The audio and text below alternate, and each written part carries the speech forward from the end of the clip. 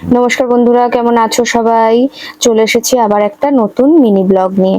তো এখানে দেখো আমি বানিয়ে নিচ্ছি আজকে হচ্ছে পটলের ভর্তা বা বাটা, যে যেটা বলতে পারো। তো এখানে দেখো পটলগুলোকে আমি দু টুকরো করে নিয়েছিলাম, দানাও মাঝখান থেকে ফেলে নিয়েছিলাম। এখন হচ্ছে ওটাকে ভাপাতে বসিয়েছি। আর এদিকে ওই বাটাটার মধ্যে দেবো কিছুটা চিংড়ি মাছ, তো আর দেবো কয়েক কোয়া রসুন। তো এদিকে দেখো চিংড়ি মাছটাকে ভালো করে আমি এপিট এপিট করে লাল লাল করে ভেজে নিচ্ছি কড়াইতে। তো চিংড়ি মাছটা ভাজা হয়ে গেলে পটলের সাথে একসাথে দিয়ে রসুন, পটল, লঙ্কা আর চিংড়ি মাছ সব দিয়ে মিক্সিতে ভালো করে পেস্ট করে নেব। তো দেখো এখানে তো চিংড়ি মাছটা আমার ভাজা হচ্ছে।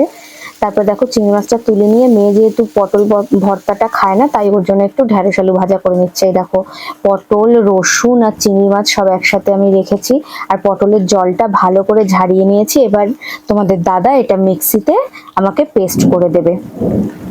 তো এই দেখো এখানে 5-6টা লঙ্কাও নিয়ে নিয়েছি, বেশ ঝাল ঝাল হবে।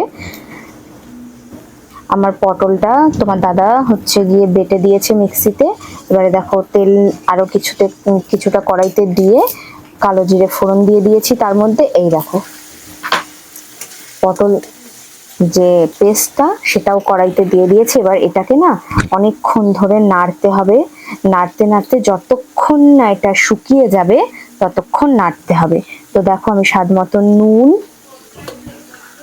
এর মধ্যে তারপরে দিয়ে দেব একটু হলুদ গুঁড়ো কিছুটা দিয়ে দেব। এই দেখো হলুদ গুঁড়ো দিয়ে দিয়েছি।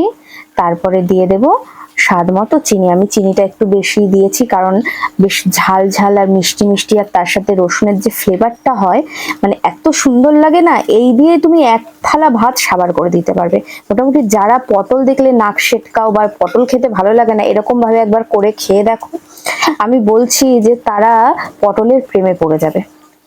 তো ভালো করে দেখো এরকম ভাবে কড়াইতে নাড়তে নাড়তে নাড়তে নাড়তে দেখো একদম শুকিয়ে গেছে, পুরো কড়াই থেকে উঠে যাচ্ছে। দেখো আর কড়াইতে একটুও লেগে যাবে না পটলটা, তার মানে এটা আমার রেডি সার্ভ করার জন্য। আর এদিকে দেখো মেয়ের জন্য আবার একটু ডালও করে নিয়েছিলাম, কারণ শুধু ঢেঁড়স আলু ভাজা দিয়ে তো আর খেতে পারবে না, তাই ডাল, ঢেঁড়স আলু ভাজা আর এই পটলের বাটাটা আজকে আমার রেসিপিতে ছিল। এর থেকে আর বেশি কিছু করিনি। এমনিও আজকে বৃহস্পতিবার, তাও তো চিংড়ি মাছ খাওয়া হয়ে যাচ্ছে। তোমাদের দাদার এটা খুব ভালো লাগে, এটা দিয়ে এক থালা ভাত খেয়ে নেয়, ওর আর কিছুই লাগে না। আর আমার তো ভালো লাগেই, কিন্তু মেয়ে একদমই পছন্দ করে না, জানি না কেন, ও খেতে চায় না কিছুতে, ওই জন্য ওর জন্য আমাকে আলাদা কিছু করতে হয়। তো এদিকে দেখো আমার ডালও ফোড়ন দেওয়া হয়ে গিয়েছে। তো আজকে আমার এই ছিল রেসিপি, গরম গরম ভাত, ডাল, পটল বাটা আর ঢেঁড়স আলু ভাজা। ভাতটা আর কি দেখাবো, ভাতটা ওই জন্য আর দেখাচ্ছি না। তো সবাই ভালো থেকো, আর কেমন হয়েছে সবাই জানিও। টাটা।